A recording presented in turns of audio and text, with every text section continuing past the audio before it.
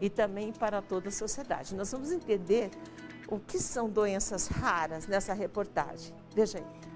De acordo com a Organização Mundial da Saúde, cerca de 13 milhões de pessoas convivem com doenças raras no Brasil. Uma doença é considerada rara por diversos fatores, como a frequência dentro de uma população, por exemplo, e também por sintomas ou conjunto de sintomas. Na União Europeia, uma doença é considerada rara quando atinge 50 indivíduos a cada 100 mil pessoas.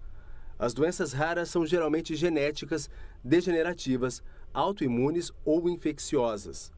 Os medicamentos são muito caros. O poder público deve custear esses tratamentos ao cidadão, mas muitas vezes as famílias esbarram na lentidão da burocracia. Lentidão que não combina com a pressa de quem sofre, quase sempre de maneira invisível.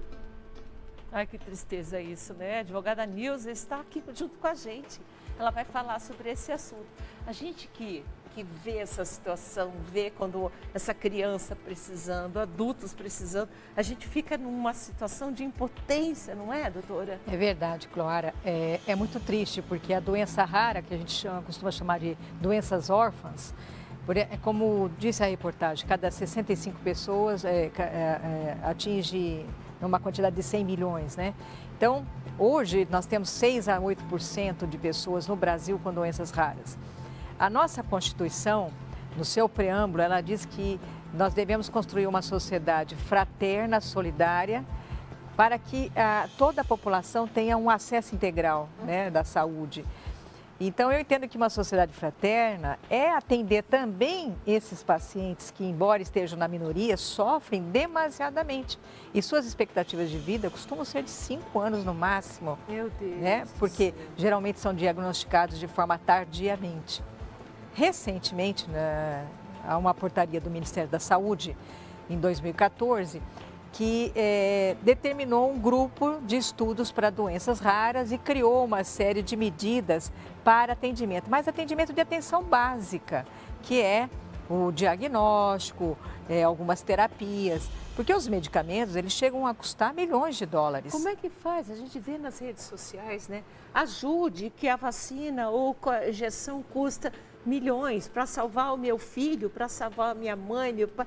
Você fica assim, meu Deus do céu, como é que essa pessoa vai viver com essa espada na cabeça? Como é que a gente faz isso? Primeiro, por que é tão caro isso? A gente precisa colocar isso. Por que é caro? Porque os laboratórios farmacêuticos não têm interesse no desenvolvimento desses produtos, porque eles não vendem tanto. Não é como uma doença viral, como uma gripe, que o remédio sai muito. Então, eles até têm as patentes, mas elas são realmente muito caras. Para você ter uma ideia, o último remédio agora que lançou para combater a atrofia muscular, né? Ele custa coisa de 107 milhões de dólares. Quer dizer, como assim? Quem é que vai comprar? Como? Então, mas eu entendo que o Estado deve atender essa população. Eu sempre digo, Clora, que o problema, o SUS foi um grande ganho. Nós devemos agradecer muito desde a Constituição de 1888, onde foi se criado o SUS, né, pela Lei 8.080/90. Mas, mesmo com o SUS, a população continua desassistida. E esta população, portadora das doenças chamadas raras ou órfãs, elas mais do que nunca precisam ser acolhidas, porque a vida é que se persegue, né? Não se persegue outra coisa a não ser a vida. Se nós não tivéssemos tantos desvios de corrupção, tantos desvios dos nossos governantes, nós teríamos um SUS mais eficaz, embora o SUS faça um ótimo trabalho no Brasil. Mas você veja, em plena pandemia, a gente viu um monte de corrupções, pessoas desviando milhões. Esses dinheiros poderiam estar sendo destinados exatamente para essas famílias, para a compra desses medicamentos. Doutor, o que está acontecendo com a humanidade, meu Deus? Viu aquele caso de Petrópolis? O povo está usando, está Pix falso, tem gente, olha, são mais de quase 200 pessoas mortas lá, exatamente. né? E aí, olha, mais 60 pessoas, 60, 70 pessoas, o povo está procurando embaixo da terra, se imagina que situação. Eu não sei o que está acontecendo. Agora, se a gente tem um problema na família, eu preciso comprar um remédio, mas o remédio, você vê a filha, vê o filho, vê o parente que está ali, mas eu preciso comprar um remédio. Daí a gente faz o quê? A gente procura justiça? O que Na a gente verdade, faz? diante de uma situação dessa, primeiro estamos vivendo uma crise moral gravíssima no país, né? Diante de uma negativa ou simplesmente de uma não resposta do SUS, tem que se judicializar. Precisa entrar na justiça e precisa pedir ao juízo que ele intime a União, porque aí a responsável pelo medicamento é a União e não o Estado e o município, porque é ela quem tem que trazer a aprovação pela Anvisa, fazer a importação, mas que seja combinada a custear esse tratamento. Hoje, há uma discussão muito grande, Clara, sobre a reserva do possível.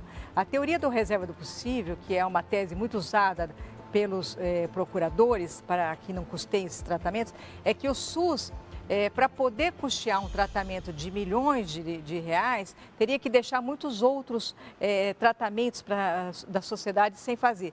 Eu entendo que essa teoria do reserva do possível não pode ser usada, porque se o SUS tiver uma gestão eficaz e não houver tanta corrupção e desvio, nós vamos conseguir custear também essas pessoas. Se eu tenho uma situação dessa na minha casa, porque a gente está indo para 1.500.000 pessoas, mais ou menos, eu não tenho dinheiro para pagar advogado, o que eu faço?